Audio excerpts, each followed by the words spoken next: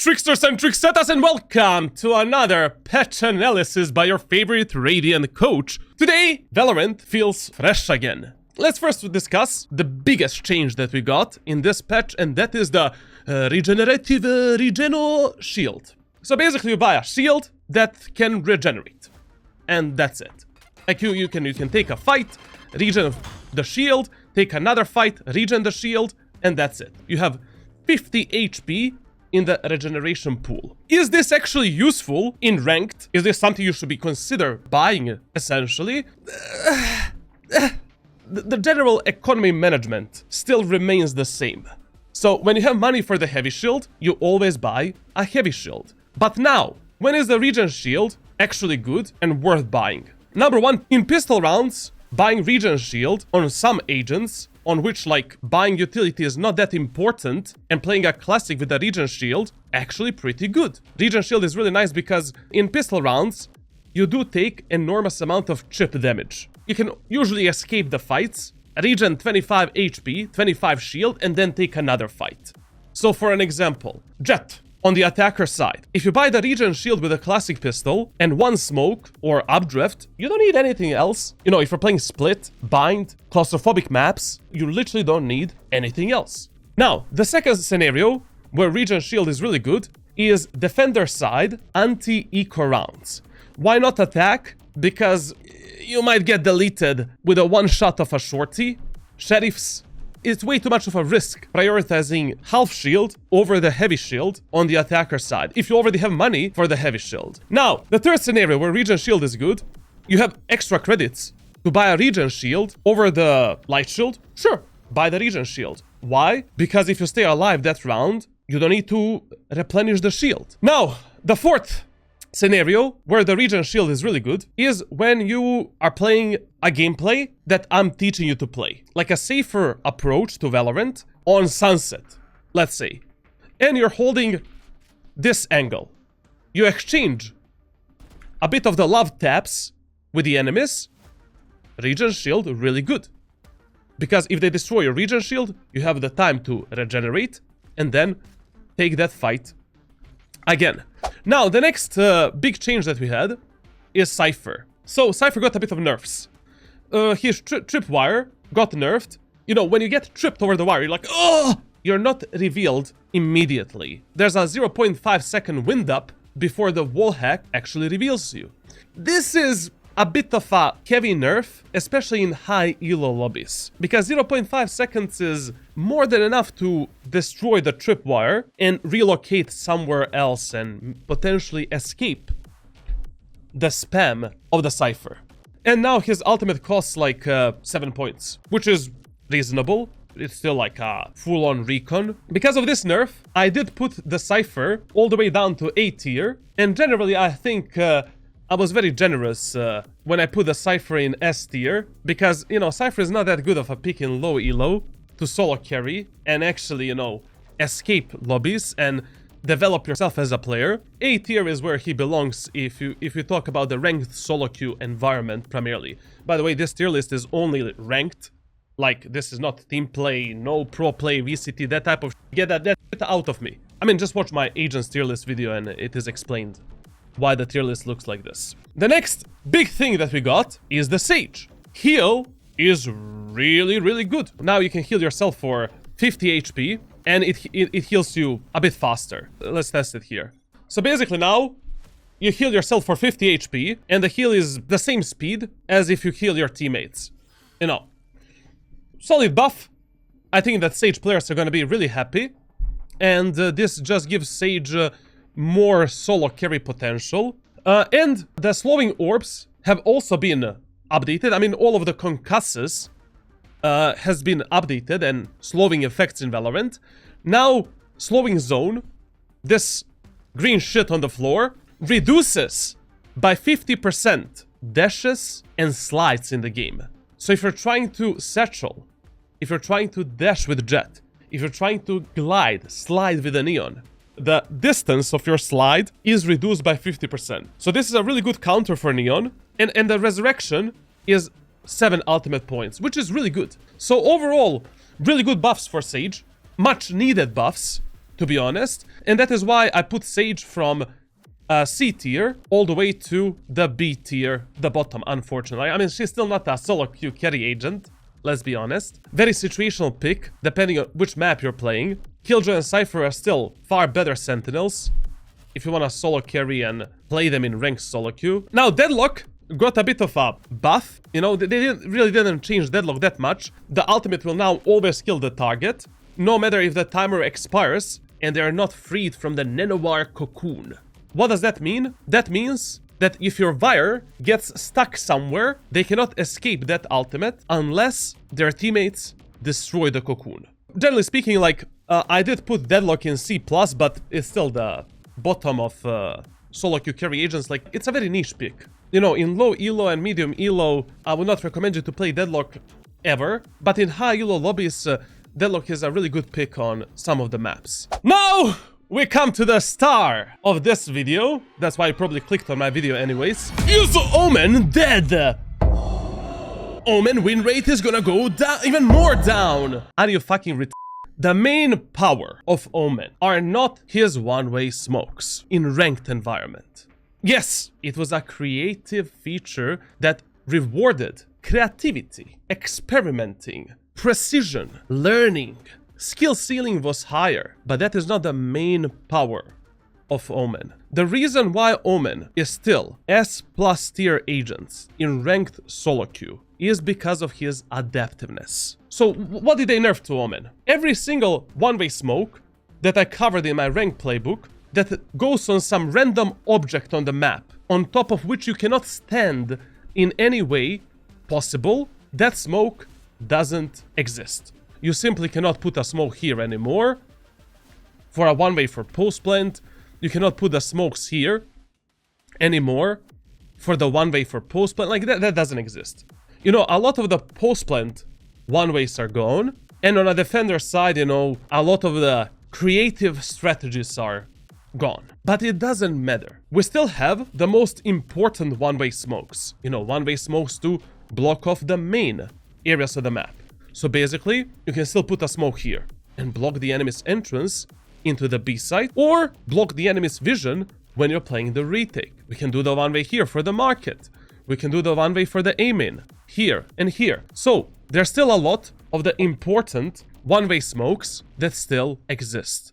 Nothing beats 2 teleports, paranoia, 2 smokes that are rechargeable and that you can place across the map, very precise, and the ultimate for the mega fast rotations to support your teammates at any moment of time when you're gambling, to close the doors, to get the information. Like, this agent got everything. He is the guy that you marry, bro. You know, cooks, cleans, looks good, takes care of the children, earns minimum $10,000 per month. The next change in this patch is the Clove. Her ultimate got nerfed. Now instead of 12 seconds, you have 10 seconds to get a kill, but this was actually changed in patch 8.11, which nobody noticed this. So yeah, like, Clove is still a good controller for ranked solo queue on most of the maps. And the only reason why I dropped the Clove at A+ tier instead of S tier, I don't think she is good enough to compete with Omen, and she is definitely not good enough to compete with, I mean, this group here is just stacked.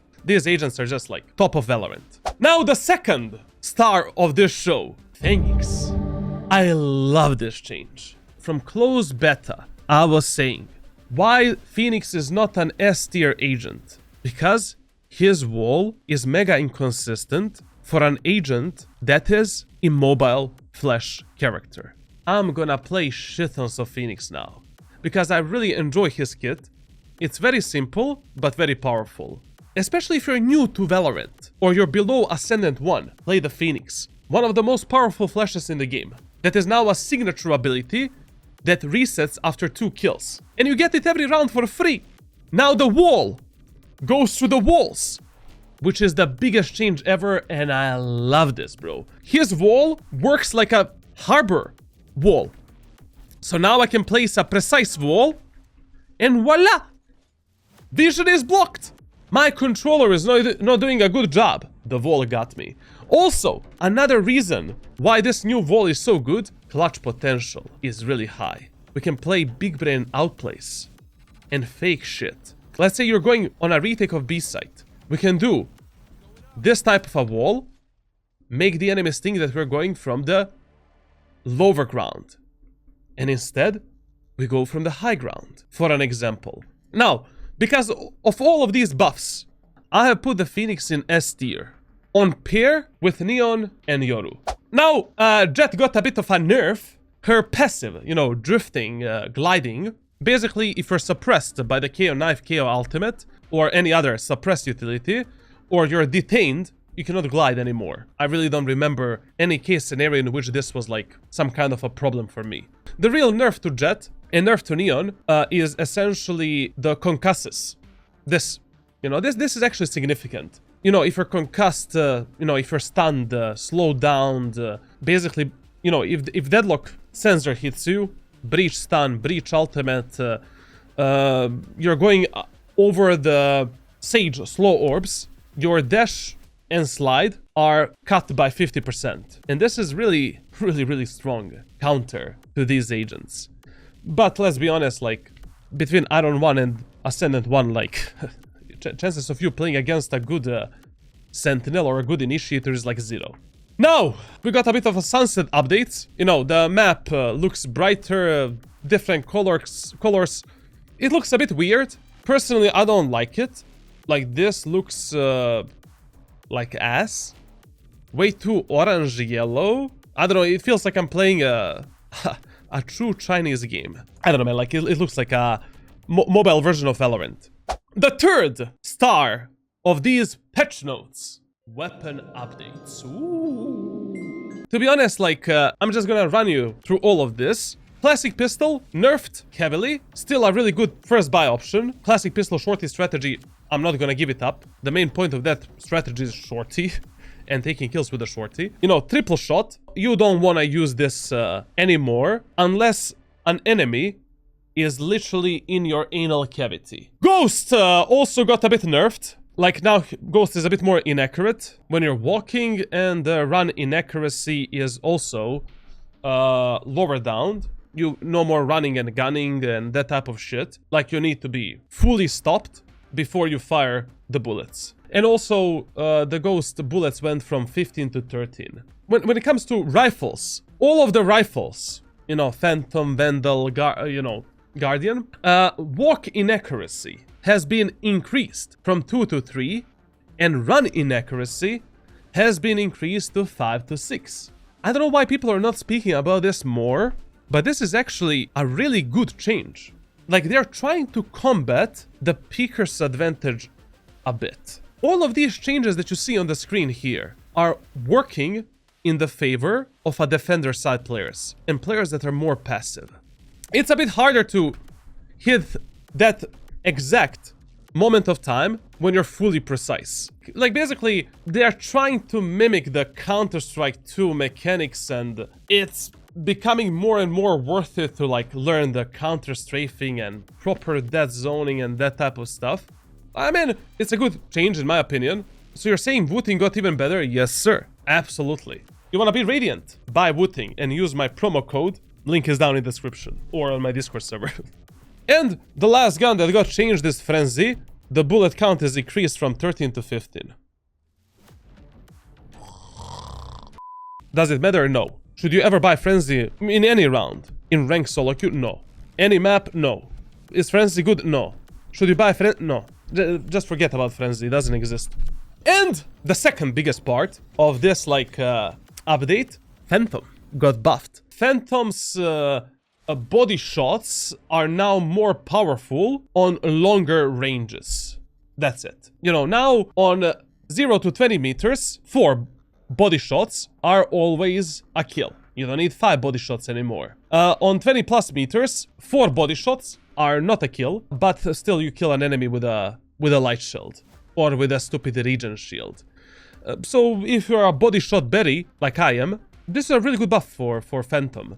But still, the main problem of a Phantom is a bullet to the head is 140 damage on distances above 20 meters. So, like, I mean, it's always a personal option. You know, whether or not you want to play Phantom or Vandal, it is your preference. Oh yeah, by the way, we also got a new map rotation, new map picking system in Valorant. Oh my god! We can choose the maps that we want to play now, guys. Of course not. Basically, now, every single act, the maps are going to be changing, which sucks for pro players, but it's going to be more refreshing for us. Another thing we got with this patch is the brand new skin design. Ladies and gentlemen, behold the new rank in Valorant. Like half of my Radiant teammates should buy this skin line. The combat crafts. I would rather suck 3 than buy this skin line. That would be my 2 cents when it comes to the new patch in Valorant. So yeah, make sure to leave a like, subscribe, leave a comment, what type of videos you want to see in the future. Finally, we are back on the content grind.